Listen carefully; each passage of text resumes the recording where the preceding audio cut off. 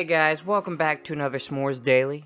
But before we get into today's video, please subscribe and hit the bell so you may always be notified of my future videos. Drop me a like and follow me on ShMoR3S Gaming and Gaming News on Facebook.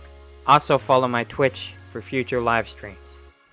Alright guys, I'm back for the news today. Sorry about the noise in the background, somebody's cutting something with a razor outside, or not a razor, like a chainsaw or something outside. I don't know why I said razor. Zelda Breath of the Wild 2 sequel delayed till spring 2023. I posted this on my Twitter, but I'll go over it in today's video. Nintendo has delayed the sequel to Legend of Zelda Breath of the Wild to spring 2023. This news comes by way of a video sharing by Nintendo on Twitter.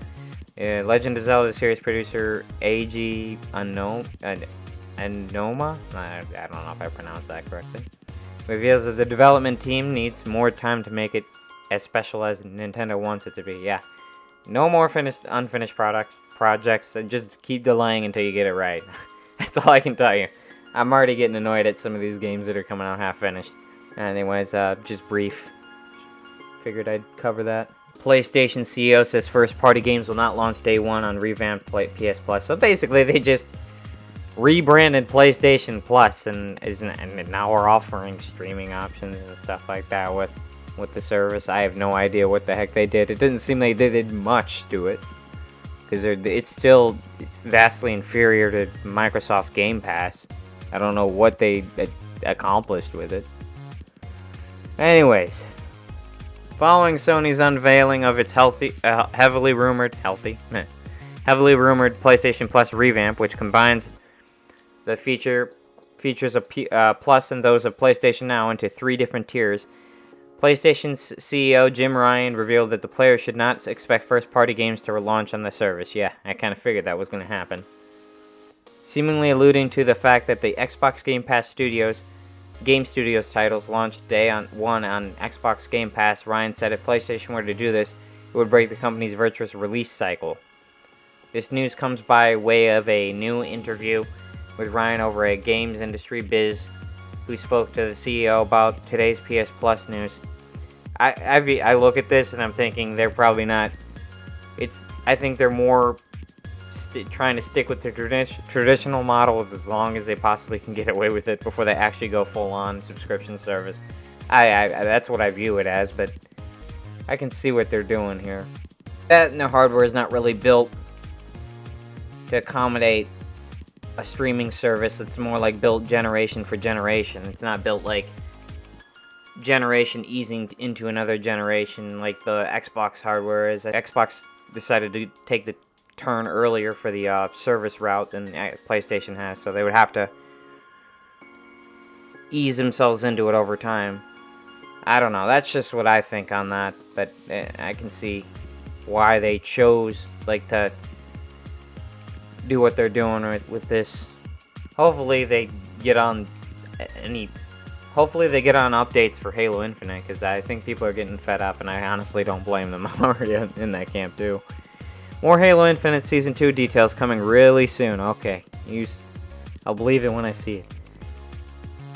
Halo Infinite's head of creative Joseph Staten says 343 Industries wants to make sure fans can rely on what the team says. Okay, well, they're doing a banging job of that so far. Halo Infinite Season 2 is right around the corner, and head of creative Joseph Staten says fans can expect new details on what's next really soon. Fans are really soon going to be exposed to some really cool stuff we've got going on for Season 2. Staten says in a recent Washington Post interview it's taken a little bit longer to get the engine up to speed, communications flowing in the way that we want to, but the engine is cranking, and I'm super excited about the next year and beyond. I honestly don't think they knew how to do a live service game prior to this. I think they were just learning how to do it, and hence the huge content drought in between. I don't honestly think they knew what they were doing to begin with when it came to live service. You gotta start somewhere, I guess. Staten later clarified on Twitter that the engine he's referring to is not the Halo Infinite's game engine. He was instead using the word as a metaphor for the whole Halo Infinite live service, I guess.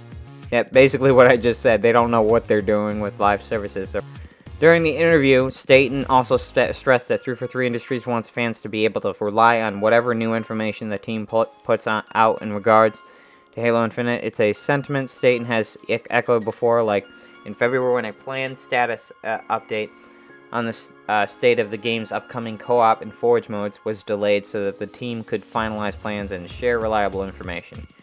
And yet the game is not complete without those, so let's hurry up and get those in the game, people. 343 later announced that the co-op will not be coming with Season 2's launch, but that the plan will be for it to arrive sometime during Season 2 Forge. Halo Infinite's custom maps creation modes will be coming in Season 3. Okay. Okay.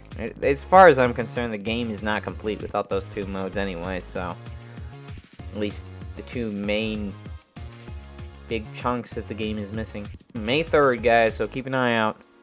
The Lone Wolves update. Well, Breath of the Wild 2 be a Switch 2 launch title. The sequel to Legend of Zelda Breath of the Wild has been delayed until spring 2023, as said prior article. A collective disappointment of Zelda fans around the world. Some have pointed out a possible silver lining. Nintendo could be delayed Breath of the Wild 2 because they're saving it as a launch game for their Switch successor. Nintendo has set precedent for this move before delaying Twilight Princess so it could launch on both GameCube and Wii, and Breath of the Wild was delayed so it could debut on both Wii U and Switch. Nintendo's hybrid handheld console will turn 6 next year, so it's about that time for some new hardware. Yeah, I could see them doing that, but at the same time, if you're trying to get the new hardware just to play that game, because you can't play it on the older hardware, hopefully they don't go that route. I could see a problem with that, because scalping and hardware is hard to come by because of the state of the world today, so I can see that being an issue too. So hopefully they don't do that, personally speaking, as someone that has 4 Switches. Yeah, it looks like this one was a short one today, guys. Any news I don't get here, I'll post on my Twitter, and I'll see you guys in the next video.